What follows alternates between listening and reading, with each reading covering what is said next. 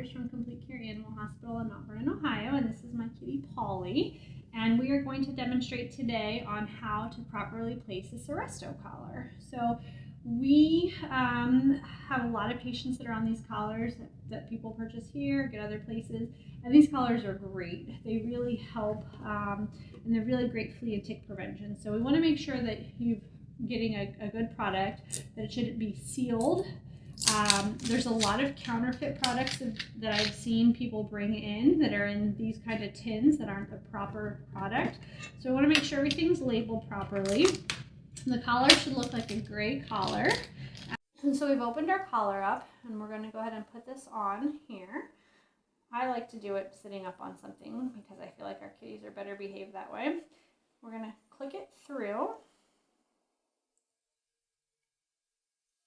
And we're going to put it through so that we can get 3 fingers under there comfortably.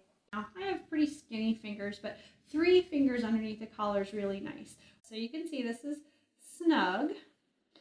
Polly can't get it over her head, but it's also not choking her or impeding anything.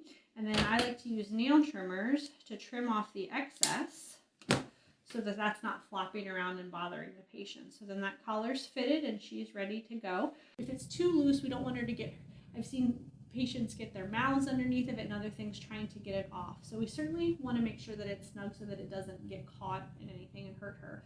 The other thing is the collar needs to be on pretty snugly to work. So the patient helps to activate the collar. There's no odor, there's no powder or anything on here.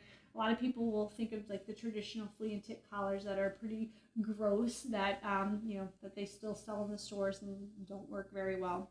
And this collar lasts 8 months, so it's a great way to control fleas and ticks for these guys. My cats at home all wear them as well.